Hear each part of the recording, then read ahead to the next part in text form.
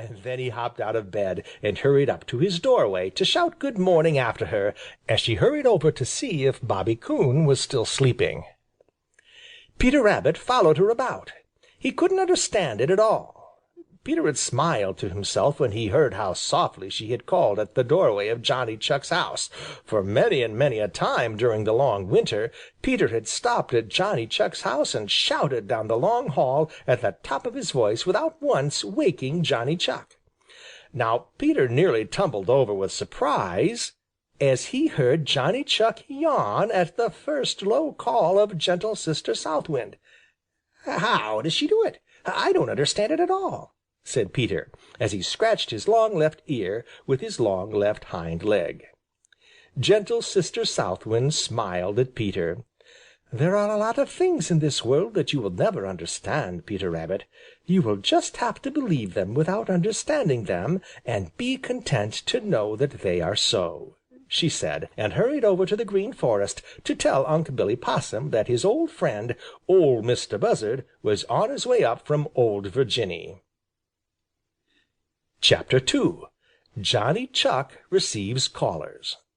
The morning after gentle Sister South Wind arrived on the Green Meadows, Peter Rabbit came hopping and skipping down the Lone Little Path from the Green Forest. Peter was happy. He didn't know why.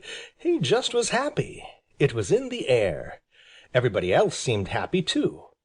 Peter had to stop every few minutes just to kick up his heels and try to jump over his own shadow. He had felt just that way ever since gentle Sister South Wind arrived. "I simply have to kick and dance, I cannot help but gaily prance. Somehow I feel it in my toes whenever gentle South Wind blows." So sang Peter Rabbit as he hopped and skipped down the Lone Little Path. Suddenly he stopped right in the middle of the verse. He sat up very straight and stared down at Johnny Chuck's house. Some one was sitting on Johnny Chuck's doorstep. It looked like Johnny Chuck. No, it looked like the shadow of Johnny Chuck. Peter rubbed his eyes and looked again. Then he hurried as fast as he could, lipperty-lipperty-lip. The nearer he got, the less like Johnny Chuck looked the one sitting on Johnny Chuck's doorstep. Johnny Chuck had gone to sleep, round and fat and roly-poly, so fat he could hardly waddle. This fellow was thin, even thinner than Peter Rabbit himself. He waved a thin hand to Peter.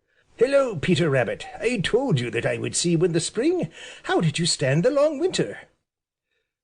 That certainly was Johnny Chuck's voice. Peter was so delighted that in his hurry he fell over his own feet. "Is it really and truly you, Johnny Chuck?" he cried. "Of course it's me. Who did you think it was?"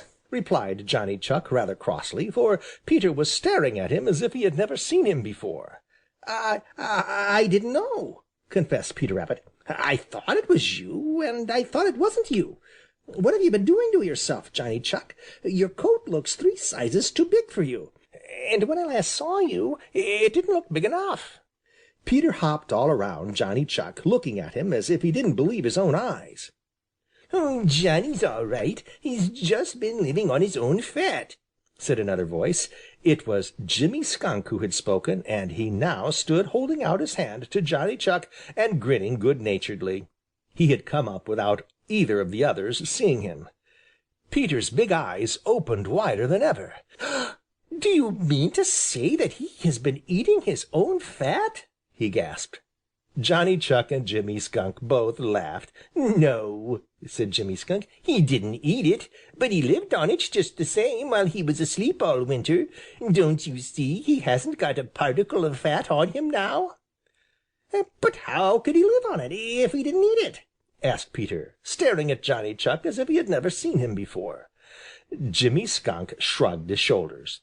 "Don't ask me. That is one of Old Mother Nature's secrets. You'll have to ask her," he replied.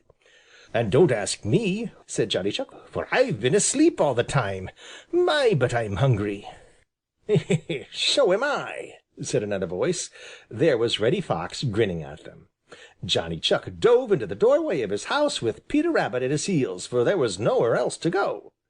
Jimmy Skunk just stood still and chuckled. He knew that Reddy Fox didn't dare touch him. Chapter 3